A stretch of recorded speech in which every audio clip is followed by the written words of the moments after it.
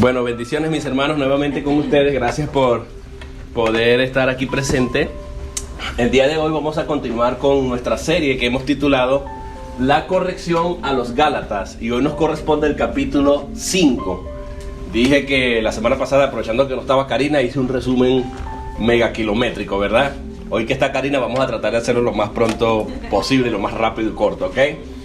Lo que hemos visto hasta ahora, para que podamos ubicarnos en perspectiva y no nos caiga el mensaje de hoy como de sopetón, así como que, oye, ya va, ¿qué es esto? No entiendo de qué están hablando. Lo que hemos visto es que el apóstol Pablo escribe esta carta o epístola para corregir a unos creyentes de Galacia, cuyo gentilicio por supuesto es los Gálatas. Estos creyentes habían sido genuinamente convertidos a Cristo, cristianos, pero se habían infiltrado entre ellos algunos falsos hermanos que venían ¿de dónde? Desde Judea, desde los judíos. ¿Para qué? Para perturbar y pervertir la libertad que estos cristianos tenían respecto a un único mensaje que el apóstol Pablo predicaba. ¿Recuerdan cuál era ese único mensaje? La gracia de Dios.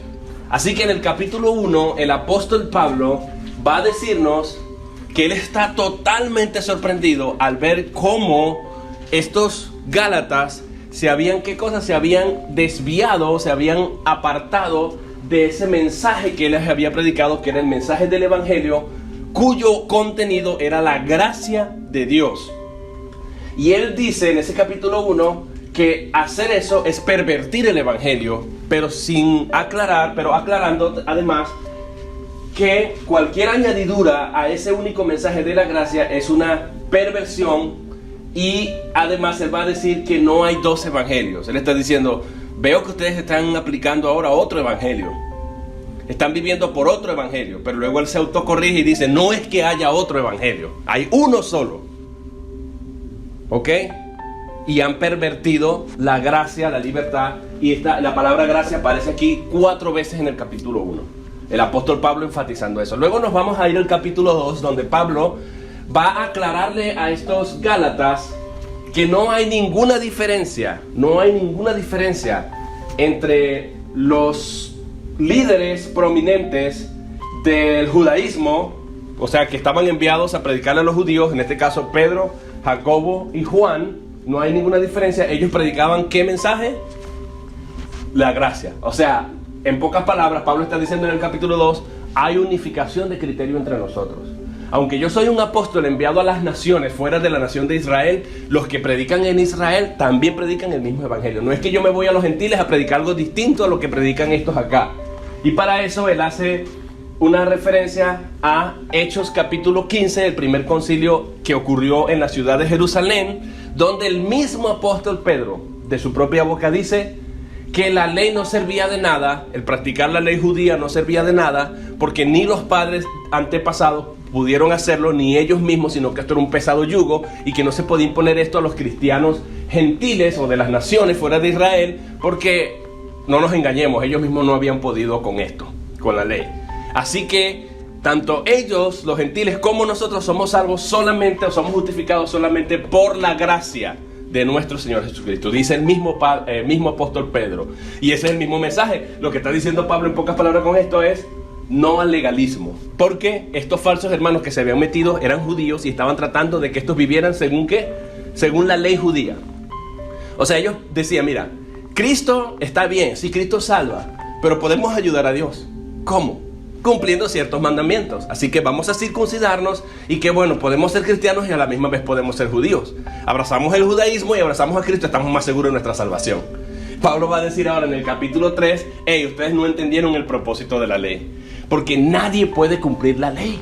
Más bien la ley crea en nosotros una conciencia de pecado. Porque imagínate los mandamientos. Pensemos por un momento en los 10 mandamientos. Número 1, solo hay un Dios. Dios debe ser primero en nuestra vida, ¿verdad? No tendrás dioses ajenos fuera de mí. Dios es uno. Ahora, ¿reemplazamos nosotros a Dios? Con muchas cosas, le damos prioridad a otras cosas. Ya estamos mal, ¿verdad? Eso es blasfemia. Número 2, No tendrás dioses ajenos ni te inclinarás a ellos. Reemplazamos a Dios eventualmente porque a veces pensamos que solamente son los ídolos, pero a veces el dinero, el trabajo, la familia o cualquier otra cosa reemplaza a Dios. En mi estado de confort, yo estoy bien, yo no necesito de Dios. Eso es idolatría también. En tercer lugar, no tomarás el nombre de Dios en vano. En cuarto lugar, descansar el día de reposo. ¿Quién no toma el nombre de Dios en vano? El tercer mandamiento. Oh, Jesus. Jesus, oh my God, Dios mío, ay Dios. Cada momento ya estamos mal. Quinto mandamiento. Honra a tu padre y a tu madre. Para que te vaya bien y seas de largos días sobre la tierra, o de larga vida sobre la tierra. Está el quinto mandamiento. ¿Quién honra a padre y madre? Honrar significa ayudarle también económicamente. ¿Quién falla en eso? Asistirle cuando necesita, respetarle. 6. No matarás. 7. No adulterarás. Y cuando hablamos de matar y adulterar, hay que ver también que tiene un cumplimiento en otro sentido también. Matar, el apóstol Juan nos va a decir que el que aborrece a su hermano, este es homicida. Es decir, ¿quiénes de nosotros guardamos rencor o odiamos eventualmente a alguien? Eso también es matar. Porque ese odio lo que nos dice es, si yo tuviera una pistola y no hubiese ninguna ley que me metiera en la cárcel, yo te matara. Me metería en una licuadora y te bebería en jugo, ¿verdad? Eso también es odio, porque lo que mata a una persona no es el gatillo que se ala, sino el rencor, el odio que hay en el corazón que te lleva a eso. Y la otra es, no adulterarás. Cristo dice, el que mira a una mujer para codiciarla, Dios mío, qué mango, dicen los hombres, ¿verdad? Ya ese es un adúltero en su corazón. O sea, el adulterio no es solamente el acto, sino también el desear, codiciar a una mujer y mirarla. La primera mirada está bien, ¿verdad? De repente la miraste, bueno, ya se te atravesó esa mujer ahí, bueno, voltea para otro lado, chico. La segunda sí es un problema. Ya si pasó por un lado y de repente te volteaste así, como un hombre que no disimuló, andaba con su esposa caminando y de repente pasó una mujer bien linda y él no aguantó y se quedó mirando a la mujer. La mujer cargaba además unos chores cortos. Pero la mujer se dio cuenta, la esposa, y le dio tremendo pellizcón. Y le dijo, muchacho, ¿qué estás viendo tú ahí? No, hombre. Y él le dijo, no, mi amor, lo que pasa es que yo estaba viendo que esos chores se parecen a los de mi hermana. El octavo mandamiento es, no robarás. ¿Cuántas veces has pedido un lapicero y no lo has regresado? Consciente o inconscientemente robamos. El noveno, no dirás falso testimonio contra tu hermano, no mentirás. Ay, Dios mío, ahí estamos mal. La misma Biblia dice, sea Dios veraz y todo hombre mentiroso. Y el 10, no codiciarás. ¿Cuántos pasaron la prueba? ¿Cuántas veces hemos codiciado? Uy, mira esa nave, ¿cómo quisiera yo tener esa casa? O mira aquello y lo otro. La envidia, eso ocurre. Ahora, ¿cuántos pasan la prueba aunque sea uno? Que me diga, yo puedo guardar uno de esos. De hecho, cuando Cristo predicó en Marcos 10, 17 en adelante, se le apareció un joven que le preguntó a Cristo, ¿qué debo hacer para tener la vida eterna? Para heredar la vida eterna. Y Jesús le dice, los mandamientos sabes. Oh, sí, Señor. Y el hombre empezó a decirle, no matarás, no harás aquello, no harás los otros, y todo aquello, citó todos los mandamientos. Y Cristo le dice, ok, ve y haz eso, pues. Todas estas cosas yo las he guardado desde mi juventud, Señor. Yo no hago esto, yo no hago aquello, yo no hago lo otro y todo lo demás. Ok, ve y vende entonces las propiedades porque te falta una cosa. Vende todos tus bienes, era un joven rico. Vende todos tus bienes y dale la mitad a los pobres. Y dice que el joven se fue muy triste. Se pegó la vuelta y se fue. Porque estas palabras para él eran, imagínense, ya sabemos cuál era su idolatría. Es mentira que Dios era el primero en su vida. Primero estaba la riqueza. Bueno, te falta una cosa, vende los mandamientos. Aparentemente vende todas las cosas y dale la mitad a los pobres. Vemos nosotros, no sé si era la mitad o todo, no recuerdo. No, dice, vende todo lo que tienes y dáselo a los pobres. Y dáselo a los pobres, ok, era todo, no era la mitad, ok, buena corrección, ahorita que me acordé. Entonces el joven se va, pero no esperó la respuesta inicial a la pregunta que le había hecho a Cristo. ¿Cuál era la pregunta? ¿Qué debo hacer para heredar la vida eterna? Cuando el joven se va, Cristo comienza a decirle a los discípulos, es más fácil que un rico entre por el agujero de una aguja que un que un camello, perdón, es más fácil que un camello entre por el agujero de una aguja que un rico entre al reino de los cielos. Y los discípulos se quedaron así sorprendidos. Y Cristo les volvió a repetir las mismas cosas. Les he dicho que es más fácil que un camello entre por el agujero de una aguja que un rico entre al reino de los cielos. Entonces los discípulos inmediatamente hicieron la pregunta, que está ligado a la misma pregunta del joven. Entonces, Señor, ¿quién podrá salvarse? ¿Quién se puede salvar? Sí, esto es duro. Imagínate este joven que aparentemente era un fariseo y cumplía todo aparentemente y no se puede salvar por eso. No se puede justificar por la ley. Entonces, ¿cómo podemos ser salvos? ¿Quién puede salvarse? Y Jesús dice, para los hombres es imposible. O sea, lo que quiere decir es que el hombre es incapaz de ganar el favor de Dios aunque intente guardar los mandamientos, porque siempre los va a quebrantar. Para el hombre eso es imposible, dice él, pero para Dios no. Y aclara, todas las cosas son posibles para Dios. Es decir, él conecta la salvación a uno de los atributos más importantes de Dios, que es la omnipotencia. Dios todo lo puede. Si Dios tiene la intención y está determinado a salvar a alguien, a esa persona que salve lo va a llevar completamente a la salvación. Y no tiene nada que ver con nuestras acciones. Vean que el joven hacía muchas cosas buenas y Cristo no le dijo que estaba mal. Pero no son nuestras acciones las que nos salvan, sino una persona. Es Dios el que nos salva. ¿Qué significa Cristo? Salvador. ¿Por qué significa eso? Porque es Él el que salva. Y aquí siempre yo pongo un ejemplo. Yo siempre pongo este ejemplo. Les digo, cuando creemos en Cristo, decimos que Cristo es nuestro Salvador. Incluso hasta se han inventado una oración por ahí que dice, acepto al Señor Jesucristo, acepto a Jesús como mi único y suficiente Salvador. Los que inventaron esa oración, ni siquiera entienden lo que dice. Ni siquiera pueden practicar lo que dice esa oración. Porque ellos dicen que Cristo es mi único, escucha, único, ¿qué significa? Que no hay nadie más. Exactamente, ¿y suficiente? Suficiente, enough. O sea, no se necesita ninguna otra añadidura. Entonces ellos hacen oración, acepto a Cristo como mi único y suficiente Salvador, pero ya va, yo voy a ayudar a Dios.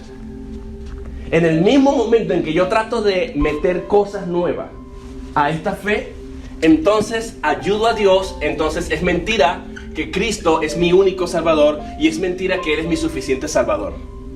Este es precisamente el problema que tenían los Gálatas.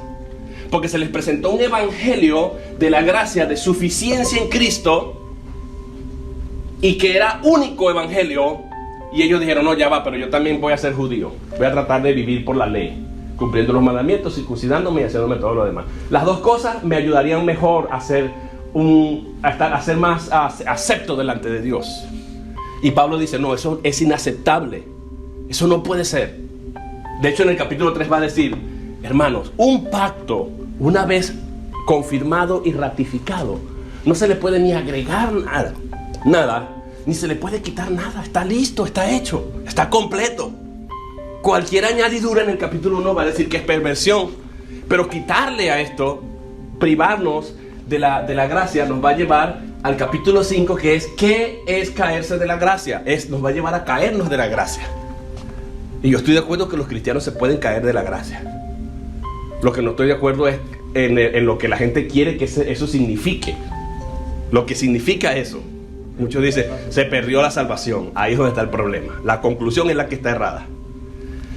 Entonces, ese es el punto aquí. Entonces decimos, Cristo es mi único y suficiente Salvador. Ok, pero yo tengo que cuidarme, guardarme, hacer esto y estar en santidad completa y ayunar y hacer el otro, porque si no, me puedo perder, mi hermano. O sea que Dios depende de ti para poder salvarte completamente. Entonces Jesús no es tu único Salvador, ni tampoco es suficiente Salvador. Él es deficiente Salvador. Deberíamos aceptar a Cristo así, los que creen que la salvación se pierde. Acepto a Jesús como mi deficiente Salvador y mi medio Salvador, no mi único. Yo también soy Salvador con Él. Él me salva 50% y yo con mi otra parte. ¿Quién ora así? Aunque ellos oran así, en la práctica eso es lo que están diciendo. Ustedes pueden entender, porque estoy añadiéndole a la gracia, ¿qué cosa? Cosas mías para ayudar a Dios. No por obras, para que nadie se... Entonces dice, no, la salvación sí se pierde, hermano, porque si tú no... Ok, dime cuál pecado hace que tú pierdas la salvación. ¿Está en la Biblia?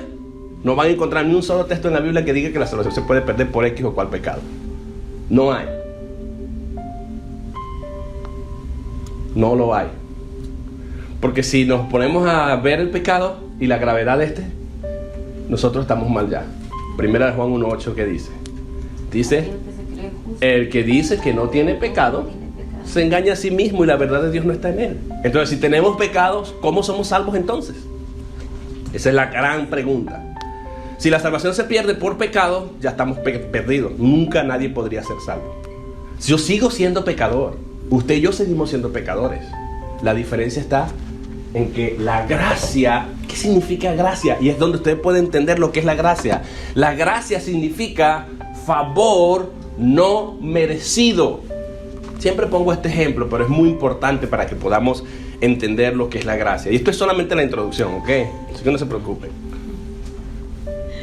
El hermano Carlos me presta a mí $1,000. Yo le prometo que se los pago el viernes que viene. Llegó el viernes y me dice loco. Llegó el otro viernes y yo todavía no le he pagado. ¿No me los ha pagado? Ajá. No lo he pagado, ¿verdad?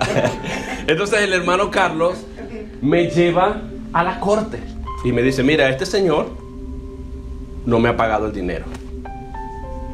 Ok, allá me obligan a pagar, me dicen, tienes que pagarlo, pero yo no lo he pagado. En ese momento en que yo todavía estoy, el juez me dio un tiempo para pagar esto, resulta que tengo otra necesidad y necesito $1,000 más. Y vuelvo otra vez a que el hermano Carlos, porque es el único que conozco. Le digo, hermano Carlos, yo sé que yo te debo y tengo una sentencia de un juez que dice que te tengo que pagar, pero yo tengo un problema y necesito ayuda.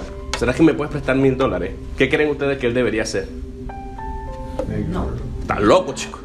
Pero como cristiano. Si no me pagaste ni nada. Pero supongamos que usted no es cristiano.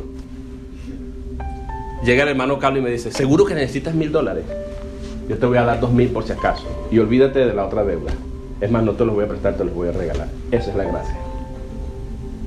Yo no merezco el favor del hermano, porque yo le fallé. Y lo que yo merezco es la sentencia y pagarle su dinero y nunca más relacionarme con él si es posible. Por vergüenza, aunque sea. Pero le pago, digo, no tengo que pagarle porque él me ha exonerado de la deuda y es más, me ha dado más. Eso es la gracia. Yo no lo merezco, pero Dios me da y me da mucho más abundantemente de lo que yo puedo esperar o pedir. Y eso es lo que es la gracia. Eso es, por eso es que cuando los gringos cantan sobre la gracia, ellos dicen Amazing Grace. Ellos no pueden decir gracias solamente. Ellos saben que la gracia es amazing, es asombrosa, es sorprendente, es sublime, es magnífica, como dice Pablo en Efesios capítulo 1. Pero bueno, vamos a volver al tema, aterrizar entonces al tema. En el capítulo 3, Pablo va a decir, la ley no puede competir con la gracia, porque la gracia es suficiente para nuestra justificación. Tratar de circuncidarse o vivir o aparentar, incluso hasta la propia apariencia de que yo soy judío, me cataloga de hipócrita. Recuerden lo que Pablo fue capaz de hacer, siendo nuevo en comparación a Pedro que caminó con el Señor. Agarró a Pedro y a Bernabé y los confrontó públicamente, los resistió cara a cara y les dijo, ustedes son unos hipócritas porque ustedes comen con los gentiles cuando no están los judíos, pero cuando vienen los judíos, yo no quiero que me vean con los gentiles y se van a comer con ellos. No era que estaban practicando el judaísmo, sino que no querían que los relacionaran con los gentiles. Pero aún así, Pablo, vean ustedes, los confrontó y les dijo, ustedes son unos hipócritas. Recuerden que esta es una carta de corrección y suena fuerte, pero es la palabra de Dios, pues. Que nos gustan muchas veces las palabras bonitas de la Biblia, ¿verdad? El Señor es mi pastor, nada me faltará.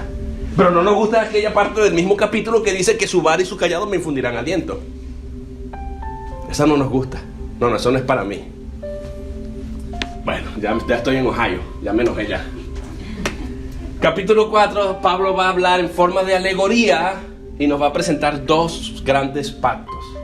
El pacto de la esclava, hablando de que Abraham tuvo dos mujeres, una era esclava y otra era libre. El hijo de la esclava representa la ley judía y el hijo de la libre representa la gracia, la libertad a la que Dios nos ha llamado a estar y que está ligado a la nueva Jerusalén que está en el cielo, que es la promesa bienaventurada nuestra. Después de decirnos eso, nos va a pedir en el capítulo 5, que es una idea, una misma idea que él viene desarrollando, que por favor nos mantengamos firmes en la libertad. Cuando dice libertad, recuerden que está ligado a la promesa dada a Abraham. Porque Cristo nos redimió, dice en el capítulo 3 además, ¿de qué cosa? De la maldición de la ley. Cristo lo hizo por nosotros. Y cuando Cristo cumplió eso, nosotros estamos unidos a Cristo y somos la verdadera descendencia de Abraham. ¿Por qué? Creemos por la fe en Cristo y Cristo es el verdadero Israel de Dios, porque es a quien fue hecho la promesa. Y Pablo argumenta, Dios le dijo a Abraham, en ti serán benditas todas las naciones de la tierra y te bendeciré a ti y a tu descendencia. Y no dice a tus descendientes, como para hablar de muchos en plural, sino a tu descendencia. Y nos está diciendo, esos de Israel, esos no son la descendencia de Dios. La descendencia verdadera es Cristo. Y los que creen en Cristo son los verdaderos descendientes de Abraham. Son el verdadero Israel de Dios, nos va a decir en el capítulo 6 más adelante. Así que nos va a pedir el capítulo 5, estén firmes en la libertad a la que fuiste llamado. Y nos va a describir el fruto del Espíritu como evidencia de que verdaderamente somos cristianos. Si nosotros queremos utilizar un grito de guerra por cada capítulo, en el capítulo 1, Pablo nos estaría diciendo no a la perversión. ¿Cómo? Añadiéndole a la gracia. En el capítulo 2 nos estaría diciendo no al legalismo, no a la ley judía porque nadie puede cumplirla. En el capítulo 3 nos estaría diciendo no a la hipocresía. O sea, ser hipócrita es pretender ser algo, pero a la vez querer ser otro. En el capítulo 4 nos estaría diciendo no a la esclavitud. Y en el capítulo 5 nos estaría diciendo no caigas de la gracia, no te caigas de la gracia. En el capítulo 6 nos estaría diciendo practica lo que has aprendido, porque de nada te sirve saber de la Biblia, de Génesis, Apocalipsis, 1189 capítulo, 31.173 versículos, el hebreo, el arameo y el griego de la Biblia, pero en la práctica te caes. Eres cristiano, practicas lo que predicas. Decía Isaías, el músico de la iglesia de Union Cross, él decía, nosotros somos ese quinto evangelio. Es una verdad, el quinto evangelio hay 4 evangelios en la Biblia: Mateo, Marcos, Lucas y Juan. Y el quinto somos nosotros, decía él, en nuestra vida de testimonial. Porque por muy bonito que tú prediques y por mucho que tú le hables la palabra de Dios a alguien, la gente va a ver es tu testimonio. Oh, yo sé hebreo. Sí, yo sé hebreo. Bereshit. Shema Israel Adonai Eloheinu Adonai Echad. Oh, qué lindo hablas tu hebreo. Ok, pero ¿cómo te comportas? ¿Cómo tratas a tu esposa? ¿Cómo tratas a tus hijos? ¿Cómo te comportas en el trabajo? Echar el carro significa irse por allá cuando no está el jefe. Ese no me está viendo. Cuando viene el jefe soy bien productivo. Albor venezolano, ¿verdad? O sea, el testimonio viviente, el quinto evangelio, la carta abierta que el mundo lee. Oh, predica muy bonito. Me sé el griego, apóstolos, Cristo, Jesús, diatelima, ok, muy bien, qué lindo el griego, ¿verdad? Pero a mí no me interesa el griego, me interesa ver tu vida testimonial. Eso es lo que me interesa a mí.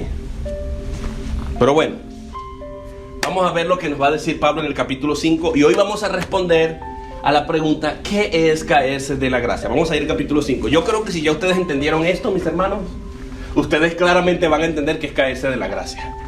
Que no implica pérdida de la salvación. No implica pérdida de la salvación. La conclusión es errónea. Vamos a leer el capítulo 5. Ahora sí, ya acabamos con la introducción. Vamos a arrancar. Dice: Estad pues firmes en la libertad con que Cristo nos hizo libres, y no estéis otra vez sujetos al yugo de esclavitud. Está reforzando la idea del capítulo 4. No a la esclavitud. No a la esclavitud. Recuerden lo que dice Cristo en Juan 8:34. Al que el Hijo del Hombre libertare, será verdaderamente libre. Y eso lo dijo en un contexto donde le explicaba a los judíos que ellos eran esclavos al pecado. Porque ellos dijeron, nosotros somos libres, nosotros no somos esclavos de nadie. O sí, ustedes son esclavos del pecado, porque el que practica el pecado es esclavo del pecado. Pero el que el Hijo del Hombre libertare, ese será verdaderamente libre. Ahora, si Cristo nos ha libertado, debemos sentir esa sensación de libertad, mis hermanos. La gracia de Dios. O sea, Cristo me dio más de lo que yo merecía. Y ya yo debo conformarme con eso. No ir más allá ni tratar, ok, Señor, me salvaste, pero dudo entonces de que me pueda salvar. Ahora tengo que meterle un poquito más, ayudarle a ese pacto que ya está ratificado y confirmado, agregarle unas cuantas obritas buenas, ¿no?, para justificarme, para asegurarme de mi salvación. Y no que las obras sean malas. Versículo 2. He aquí yo, Pablo, digo que si os circuncidáis, de nada os aprovechará Cristo. ¿Recuerden cómo uno se hace judío? ¿Cuál es el rito de iniciación? La circuncisión. Le cortaban el prepucio y a partir de ahí tú eras judío. Y estabas obligado a guardar la ley, abrazar todas las ceremonias judías. Versículo 3 dice: y otra vez testifico a todo hombre que se circuncida, que está obligado a guardar toda la ley. No solamente los 10 mandamientos, 613 mandamientos. 248 afirmaciones, 365 prohibiciones de la ley judía. Total 613 mandamientos. Obvio, algunos de esos aplican para las mujeres que no aplican para los hombres. Los hombres estamos exentos de unos cuantos por ahí, ¿verdad, hermano Carlos? Pero igual somos más de 600. Versículo 5. Dice, versículo 4, perdón. De Cristo os desligasteis los que, ¿quiénes? Los que por la ley os justificáis, de la gracia habéis caído. Aquí está la pregunta: ¿qué es caerse de la gracia? Si hemos estudiado el capítulo 1, el capítulo 2, el capítulo 3 y el capítulo 4, ya sabemos lo que significa. ¿Qué significa, hermana Alma? Regresar otra vez a la ley. Exacto. A la tradición. Exacto, lo que nos está diciendo, mire, Cristo, o sea, la gracia y la ley son mutuamente excluyentes. O es una o es la otra, pero no van de la mano. No hay hermandad entre la ley y la gracia. Porque ¿qué es la gracia? El favor inmerecido. Pero ¿qué es la ley? Yo no merezco el favor, me lo tengo que ganar. Y me lo gano haciendo los mandamientos de Dios. Y así Dios sí me va a ver porque voy a ser muy bueno. Esa es la religión. Esa es la religión. Todas las sectas y todas las religiones tienen una salvación por obras. Por obras. Y ahí está el problema. Pablo está diciendo aquí, ya ustedes entendieron la idea. Si ustedes vieron el capítulo 1, 2, 3 y 4, de lo que viene hablando Pablo es: hay un solo mensaje, hay una sola cosa que lo justifica, y es la gracia de Dios. No tratemos de añadirle. Pónganse a pensar un momento ustedes, mis hermanos, cuando dice: de Cristo os desligaste los que por la ley os justificáis, de la gracia habéis caído. Piensen un momentico, ¿qué hizo Cristo en la cruz? Antes de ir a la cruz, hermano, primero fue calumniado, fue llevado a juicio injustamente, fue acusado de blasfemo, fue acusado de ¿cómo se llama? De azuzar a las naciones contra el imperio romano. Fue puesto al vituperio público frente a todos. Se prefirió a un prisionero en lugar de a Cristo. Se prefirió a Barrabás en lugar de Cristo. Como ellos cumplían toda la ley, también lo acusaban de hacerse Dios. Hacerse Dios, bueno, de blasfemo, sí. Lo agarraron y lo latigaron salvajemente con unos látigos que en la punta tenían huesos y plomo, que cuando caía en el lomo, pero no con ropa, al desnudo, cuando caía en la piel, te arrancaba los pedazos de pellejo, del cuero de la carne y parte de la carne. Eso tenían unos ganchos así como unos anzuelos, pero grandes y gruesos. Eso era horrible. Esa fue la tremenda pela que le dieron al Señor. Y después de eso, sin misericordia, lo pasearon por todo el pueblo desnudo. Eso que ustedes ven en la película no es desnudo, a la vergüenza pública, al escarnio público. Y después de pasearlo por todo el pueblo, lo llevaron a un monte alto para que se viera, porque no había tarimas ni había nada de esto, para que se viera, para que todo el mundo pudiera ver el espectáculo. Ese era el espectáculo nacional. Lo sacaron de la ciudad. Lo sacaron de la ciudad y lo llevaron a un monte alto, el Calvario. Y ese es un ejemplo de que nosotros tenemos que salir de donde estamos. De la comodidad. Para llegar a... ¿Sí? Un tipo, ¿verdad? Una tipología. Y cuando lo llevaron allá a ese monte Calvario, significa Calvario, Gólgota, lugar de la calavera, porque ahí estaban acostumbrados a crucificar a los delincuentes, a los malhechores, a los ladrones. Y mucha gente no reclamaba a esa gente, hasta borraban de los registros civiles a quienes morían crucificados, porque maldito todo el que muere colgado en un madero, estaba en la ley. Y estos no lo reclamaban, los borraban y decían, esto no fue nunca de los nuestros. Y ahí se podrían en las cruces y caía su huesero abajo, y eso era una podredumbre increíble. Por eso se llama el lugar de la calavera. No solamente por eso, sino que también el Calvario tenía una forma de calavera, porque parece que le habían hecho perforaciones para que pareciera una calavera, pero que era un lugar de terror. Ahí llevaron a Cristo. Ahí le pusieron una corona de espinas, se burlaron se la pusieron antes. Se burlaron de él, le pusieron una pesada cruz y luego lo clavaron allí en la cruz y lo dejaron morirse asfixiado, y le metieron, para cerciorarse de que estaba muerto, una lanza por el costado que dañó su pericardia, y sabemos que fue su pericardia porque botó sangre y agua de allí. Todo lo que Cristo hizo, y lo hizo para salvarnos a nosotros. Y cuando estuvo allí dijo: Elí, Elí, lama sabactani, Dios mío, ¿por qué me has desamparado? Porque en ese momento estaba cargando nuestros pecados sobre su cuerpo. Y después le dijo: en tus manos encomiendo mi espíritu. Y exhaló, expiró y murió. Y lo hizo para lograr algo con eficacia, con suficiencia y con eficiencia. Y es la salvación de los suyos. Y después que me salve, yo le digo: sí, eso suena muy bonito. Eso suena trágico lo que le hicieron al Señor. Sí, Él es mi Salvador, pero no es mi Salvador completo. Es mi medio Salvador y es mi deficiente Salvador. Yo necesito ayudarle un poco. Así que voy a cumplir la ley, me voy a circuncidar y voy a hacer algo. O sea, ustedes ven de qué manera le estamos pagando a Cristo. Lo que Pablo está diciendo es que ustedes son unos ingratos a Cristo. Eso es lo que él está diciendo. Ustedes no están valorando la gracia de Dios. Eso es lo que está diciendo con decir que nos hemos caído de la gracia de Dios. No que estamos perdidos. No que perdimos la salvación. Porque la gracia, si yo estoy pagando algo, ya no es gracia, porque estoy pagándole a Dios lo que Él hizo por mí. La gracia también es un regalo, es un don. Así yo te regalo algo, no, después no te voy a cobrar, te voy a mandar el bill. Imagínate, cumpleaños, la hermana me mandó un regalo y yo voy y le mando el bill. Digo, ella viene y me manda luego el bill. Eso no tiene sentido. Entonces Pablo está diciendo: no. Si ustedes hacen eso, ustedes se han caído de la gracia.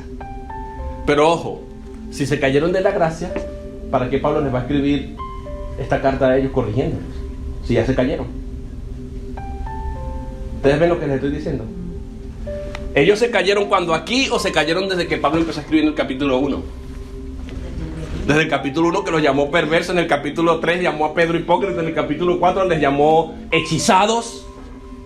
O sea, muchos calificativos que Pablo está utilizando para llamar su atención. Y aquí, recuerden la estrategia que les dije. ¿Cómo se enfatizaba antiguamente? Repitiendo una palabra: desierto, desierto.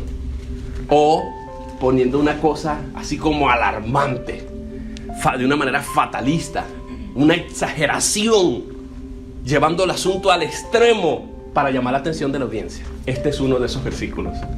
Cuando dice: ustedes que se quieren justificar por la ley, les voy a decir una cosa: se desligaron de Cristo y de la gracia han caído.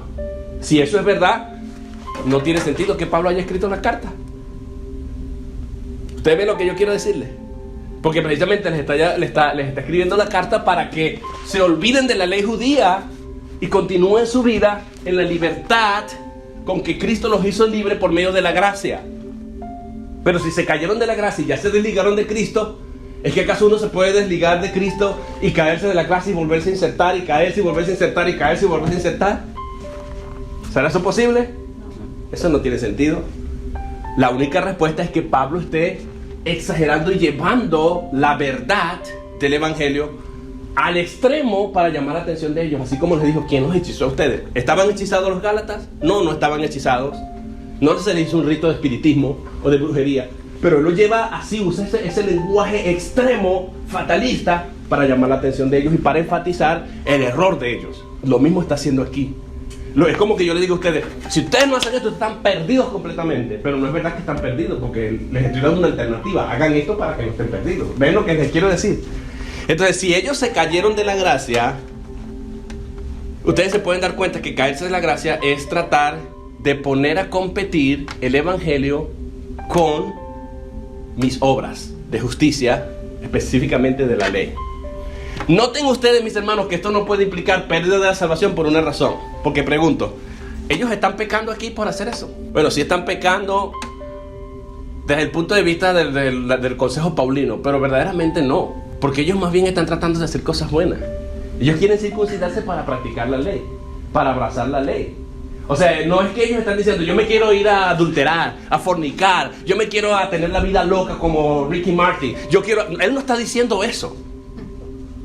Él lo que está diciendo es, lo que ellos están haciendo es, nosotros sí entendemos el sacrificio de Cristo, pero aparte de eso nosotros queremos ayudarlo. O sea, no están haciendo nada malo, ellos quieren tratar de vivir con lo que Cristo hizo, pero también con algo que ellos puedan hacer para ser más santos, para aparentar, para ganar, para ser más aceptos delante de Dios. O sea que eso es encomiable a la vista humana. Si estos fuesen católicos hoy, estos fueran los mejores religiosos del mundo, mis hermanos. Pero hermano, yo pienso también que lo que Juan dice en su epístola también, hablando de aquellos que salieron de nosotros, porque no eran de nosotros, también Pablo puede estar hablando de algunos que él sabe que no han aceptado la gracia, pero están viviendo como si fueran también. Y entonces de una vez les dice, habéis caído de la gracia, no es que han entrado nunca, sino que pueden estar viviendo así y eso permitiendo el evangelio. Podría significar eso porque recuerda que también el apóstol Pablo habla de unos falsos hermanos, y cuando citó Hechos 15, citando a Pedro, ahí también dice que estos se metían para infiltrar y ver qué era lo que estaban haciendo y querían pervertir la libertad de ellos. Querían perturbarlos en su libertad. Podrían referirse a un grupo que nunca, o sea, que tuvo el mensaje del evangelio, tuvieron el mandamiento, le dijeron, mire, ustedes tienen que recibir a Cristo, ustedes tienen que ser cristianos para ser salvos y esta es la gracia de Dios. Y la entendieron, pero dicen, no, sí, está bien, pero yo prefiero esto y sigo en esto. Podría significar eso también, los que quieren vivir por la ley. Es decir, uno no puede añadirle nada, porque por gracia sois salvos por medio de la fe, no por obras para que nadie se gloríe. Y eso es claro. Claro. Lo hice lo hice después de escribir esta, porque lo hice en Efesios. Esa es otra muy buena explicación que se puede. Es que no es una sola alternativa. O sea, la gente quiere, los que creen que la salvación se pierde, agarran este versículo y dicen, viste, aquí está, se puede perder de la salvación. Ok, yo pierdo la salvación por tratar de ser mejor. Porque aquí esta gente está tratando de ser mejor. Ese es el punto. ¿Qué tal si yo te digo a ti, mira, yo quiero vivir por la ley, quiero guardar los 613 mandamientos al pie de la letra? ¿Estaría tratando de ser mejor o de hacerlo mal? Estaría tratando de ser mejor y por eso me caigo de la gracia. La respuesta es sí, porque no es compatible la ley con la gracia, porque estoy tratando de pagarle a Dios su favor que yo no merecía y estoy menospreciando el sacrificio de Cristo.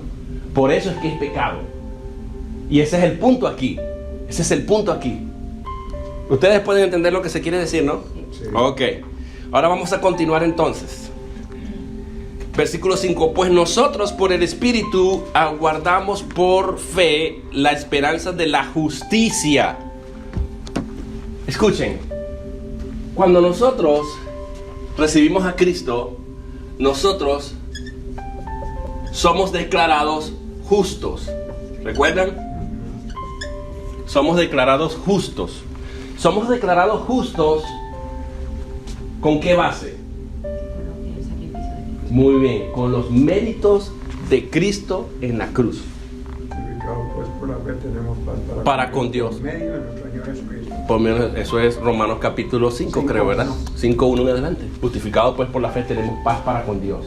O sea, estamos en paz. Estábamos antes en enemistad, pero cuando creemos en Cristo por la fe, entonces somos declarados justos. Eso es lo que significa ser justificados. Dios dice, te declaro justo. Señor pecador convicto y confeso, usted ha sido perdonado. Te declaro justo, no por tus méritos, no por tus buenas obras, no por tus obras de justicia, sino por las obras de justicia que Cristo hizo, que cumplió cabalmente la ley y te ha redimido de la maldición de la ley y ahora eres uno con Él. Eso es lo que significa en toda la carta a los Gálatas la redención nuestra. Somos uno con Cristo y por eso en el mismo Gálatas va a decir con Cristo, 2:20 creo, con Cristo estoy juntamente crucificado. Cuando Cristo lo crucificaron, yo estaba siendo crucificado ahí porque soy uno con Cristo. Y ahora, en esta idea, nos está diciendo que Dios nos declaró justos, pero nosotros no nos vemos justos delante de Él todavía. Y por eso Pablo ahora va a empujar el argumento hacia una esperanza futura. Aunque nosotros no vemos la justicia completa porque realmente no somos justos, seguimos pecando, seguimos haciendo cosas que no se deben, aunque no deberíamos, ni tenemos licencia para andar pecando, no nos podemos engañar porque siempre vamos a seguir pecando. Y tenemos pecados, como dice 1 Juan 1, 8 y 2 en adelante. O sea, esa es una realidad a la cual no podemos huir. Y más, el apóstol Pablo a los romanos les dice: considérense muertos al pecado. ¿Por qué? Por las obras que Cristo ya hizo.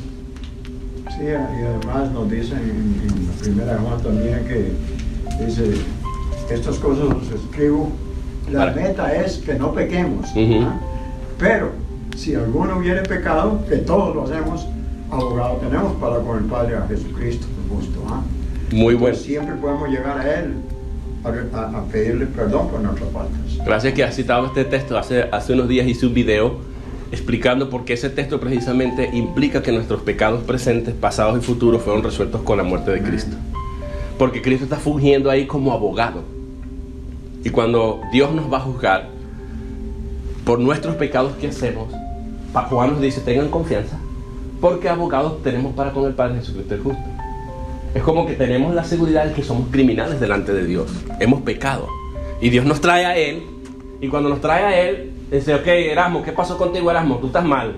Eres un criminal. Has cometido estos pecados. Y son pecados gordos. Más grandes que una mojarra. Así que, Erasmo, estás frito light. Pero para hacer un justo juicio, yo tengo que llamarte un abogado. Y llamo a un abogado. Y traen a Cristo. Y cuando Cristo se presenta ahí, ¿sabe lo que Cristo va a decir? El Señor le dice, el Padre le dice, el juez: ok, señor abogado, Cristo, este hombre es un criminal convicto y confeso, aquí están las pruebas. Y les pasa el Señor en un proyector la vida de este cuando pecó. ¿Está listo? ¿Qué tienes tú que decir? Porque tengo que emitir un juicio ahorita y mi sentencia es casi que está listo. ¿Pero qué dices tú? Y Cristo aquí dice: ok, ¿estás hablando de Erasmo? Ok, bueno, la defensa que yo tengo es que yo soy justo, yo soy fiel. El juez diría: oh, sí. Ok, el juicio es sobre Erasmo o sobre ti. A mí no me interesa si tú eres justo, si tú eres fiel. El que tiene que ser justo, el que tiene que ser fiel es Erasmo. ¿Qué tiene que ver una cosa con la otra? Ah, pero es que cuando yo alcancé la justicia y yo fui fiel a la ley y morí por Erasmo en la cruz, él puso su confianza en mí y él es como que si fuera yo. Así que si tú lo vas a juzgar a él, tienes que juzgarlo bajo mi base y bajo mi carácter y bajo mi perfil. Yo soy fiel y yo soy justo. Oh, tienes razón, no te puedo condenar porque ya Cristo pagó por ti. Este fue el delincuente que en la cruz murió por ti, y él era justo, y él era inocente, y él era fiel, y él pagó tu sentencia. Por eso es que el texto lo que dice: si alguno pecare, abogado tenemos para con el Padre, a Jesucristo el justo. El juicio no es sobre el creyente jamás, sino sobre Cristo. Por eso Romanos capítulo 8 va a decir: ninguna condenación hay para los que están en Cristo Jesús. Y en el griego me encanta más porque dice: ningún juicio hay para los que están en Cristo Jesús. Usted y yo nos vamos a comparecer ante el juicio de Dios para resolver nuestros pecados, porque el juicio fue hecho sobre la persona de Cristo, quien fue fiel y justo, y en eso tengo mi confianza. Amén. Ustedes pueden entender lo que les quiero decir. Hay otra alegoría que me gusta, y es que si Gálatas 2:20 dice: Cristo vive en mí. Cuando yo esté en la presencia de Dios, el Señor va a decir de mí lo que dijo de Cristo cuando salió del bautismo. Es que hay una unidad. Ve a Cristo viviendo en mí, no me ve a mí. Claro. Este es mi hermano al cual tengo complacencia. Es que cuando dice mi hermano en Gálatas 3:19 que Cristo es la simiente de Abraham en singular. Exacto. Y los que nos juntamos a Cristo por la fe somos uno. No importa si es mujer, si es niño, si es adulto, si es esclavo, si es libre, no importa. Es uno. Dios nos sigue viendo. Dios nos dice: ok, es Cristo y los demás, entonces hay dos simientes. No, es una sola simiente. Y este es una sola simiente y nosotros estamos metidos en esa simiente. Somos uno en Cristo. Eso es profundo, eso es algo que nosotros muchas veces no lo podemos entender, pero eso es así. Vamos a continuar entonces, versículo 5. Pues nosotros por el Espíritu aguardamos, dice, nosotros por el Espíritu. En algún lado por ahí ya dijo que el Espíritu son las arras de nuestra herencia. Es decir, que es el down payment, es el adelanto, la seguridad de que Dios de que vamos a hacer la posesión adquirida de Dios es precisamente por el Espíritu de Dios. Yo tengo unos versículos aquí que quisiera que ustedes busquen rápidamente. Espero terminar este capítulo hoy. Pero vamos a ir, por ejemplo, Romanos 8, 38 al 39. Rápidamente, alguien busca Efesios 1, 13 al 14, Efesios 4, 30, Romanos 8, 38 al 39, Efesios 1, 13, 14 y el mismo Efesios 4, 30, Colosenses 2, 13, 14. Vean todo lo que Pablo está diciendo aquí, porque tenemos que armonizar lo que Pablo dice con lo que ha dicho en todas sus demás cartas. ¿Quién tiene Romanos 8, 38? Yo. Léelo, Karina, con voz de locutor. ¿Lo tenías quién tú eras? Ok, léelo, ve. Por lo cual estoy seguro de que ni la muerte ni la vida, ni ángeles, ni principados, ni potestades, ni lo presente, ni lo porvenir, ni lo alto, ni lo profundo, ni ninguna otra cosa creada nos podrá separar del amor de Dios, que es en Cristo Jesús, Señor nuestro. Entonces, ¿qué significa que fuimos desligados de Cristo y caídos de la gracia de Dios? Si no hay nada en lo absoluto que nos pueda separar del amor de Dios en Cristo Jesús. O sea, no podría estar refiriéndose a que verdaderamente ocurrió una caída y un desligamiento de Cristo. Ahora vamos a ir a Efesios 1, 13, 14.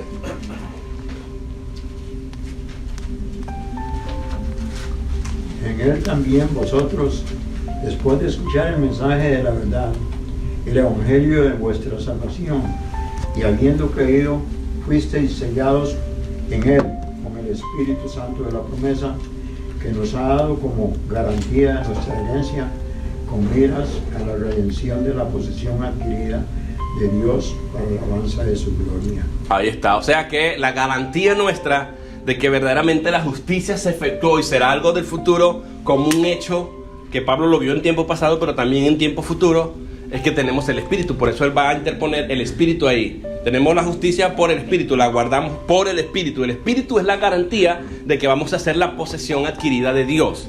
Vamos a ver lo que dice el mismo libro, la misma carta de Efesios 4:30, el mismo Pablo. Y no contristéis al Espíritu Santo de Dios, con el cual fuiste sellado para el día de la redención. No pone en duda eso. No contristéis al Espíritu Santo. Hay muchas maneras de contristarlo: pegando, gritando, haciendo aquello, lo otro, metiéndonos en cosas malas. Desobediencia, eso es contristar al Espíritu de Dios. Pero dice que no los contristemos. ¿Por qué? Pues dice, porque nosotros fuimos sellados con ese Espíritu de Dios hasta el día de la redención, para el día de la redención. Es decir, que aunque yo contristara al Espíritu de Dios, que no es lo que quiere el apóstol que hagamos, aún así tenemos el sello que es indeleble, imborrable.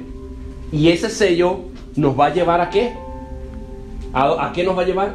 A la redención, a la consumación de la salvación. Porque redención, recuerden que redención significa compra. El Espíritu entonces es el down payment. La compra se va a llevar a cabo al final. O sea, hay un compromiso. Eso es lo que llama el pacto, ratificado y confirmado por el down payment, que es el Espíritu Santo. Está apartado. Ya está apartado, o sea, nosotros estamos apartados por el Espíritu de Dios. Y Dios dio ya esa parte. Nos enseña la palabra de Dios es que el que no tiene el Espíritu de Dios no es de él. Y claro. Fuimos la semana pasada. Claro. Pero eso es, si usted es cristiano, es hijo de Dios, inmediatamente que ocurre eso, es sellado con el poder de los Claro, claro. Colosenses 2, 13, 14. Si somos sellados, ¿cómo nos podemos caer? ¿Cómo podemos perder nuestra salvación? Colosenses 2, 13, 14. Quien quiera, léalo.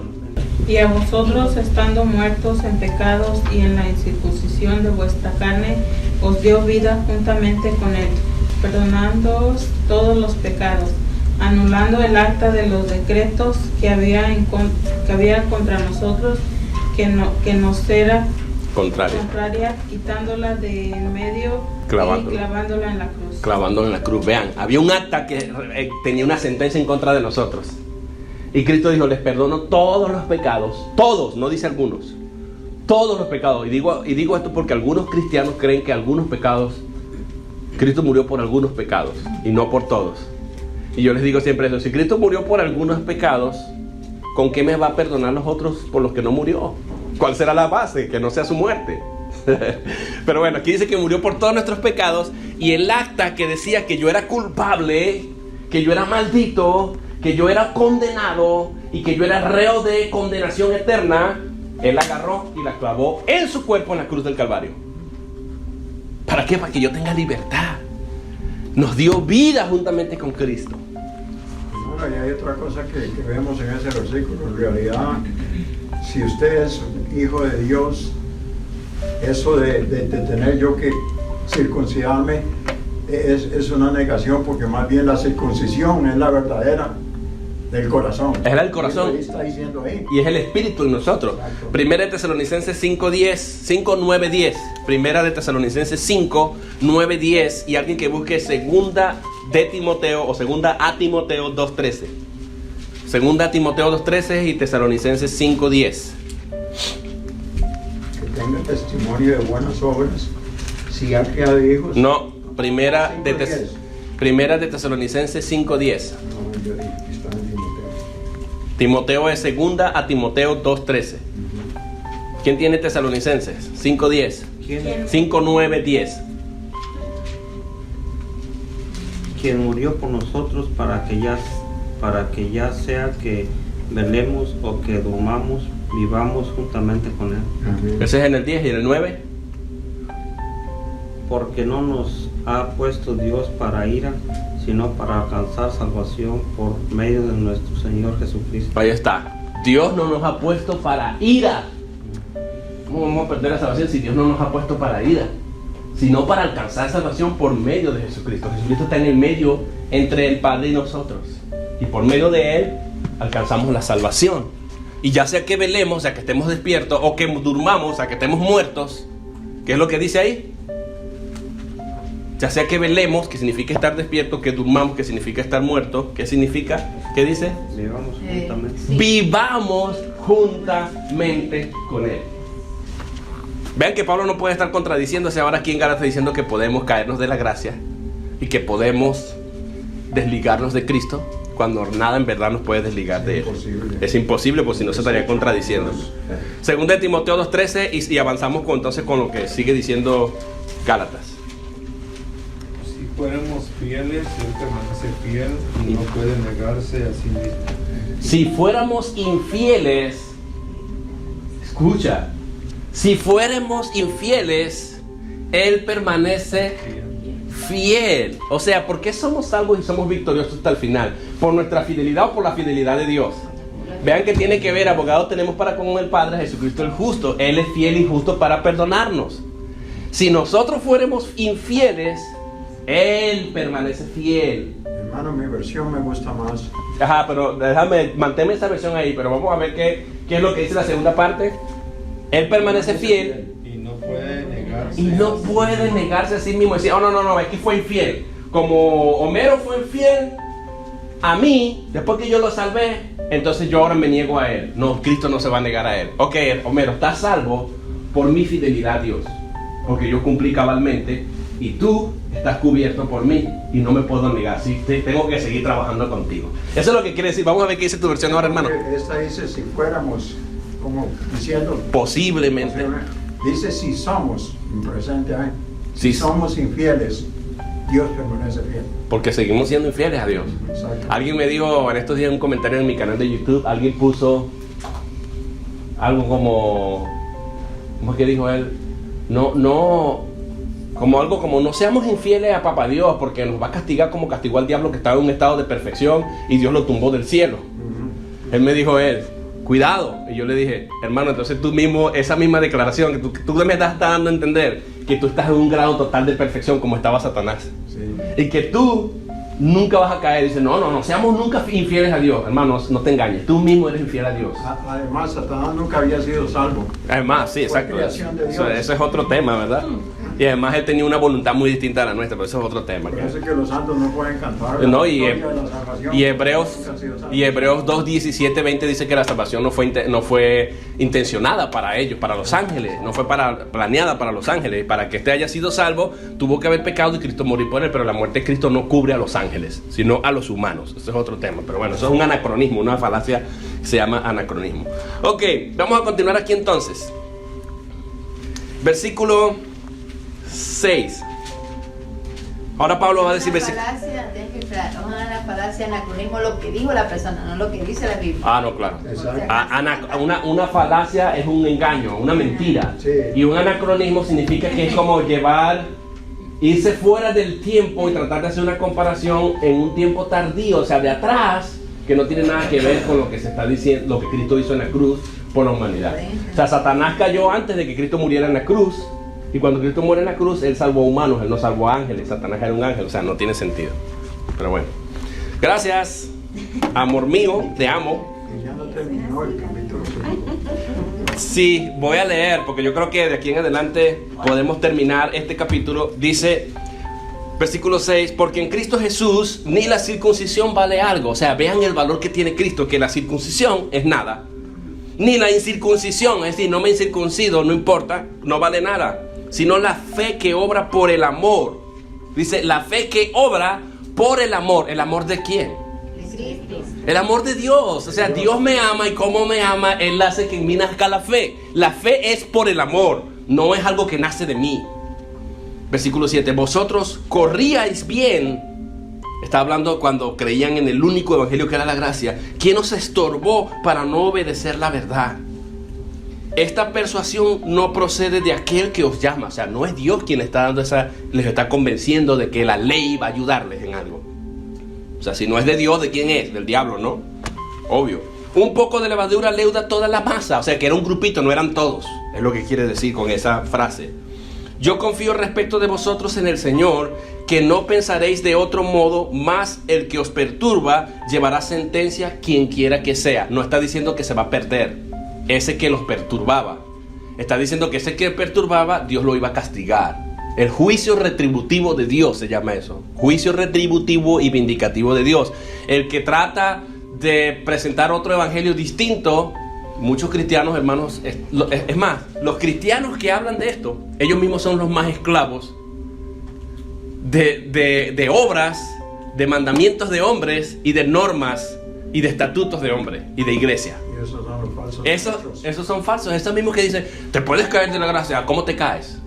Si tú mismo estás diciendo que para poder predicar tienes que ponerte un saco, tienes que usar una corbata, las mujeres no se pueden cortar las pollinas del cabello, no se pueden pintar, no se tienen que cortar los pelos de las axilas, no se tienen que echar desodorante. En muchas iglesias, no todas, pero algunas. Tienes que usar el velo, tienes que hacer esto y hacer otro, y si no haces esto y si haces aquello. O sea, ahí mismo ustedes pudieron ver en el capítulo 4 cuando él dice los que quieren guardar los meses, los días y aquello. Sí, pero esa es la misma gente más esclava a estas cosas. Ellos mismos están caídos de la gracia entonces, porque están tratando de ayudar a Dios en el plan de salvación. Ni siquiera entienden lo que leen.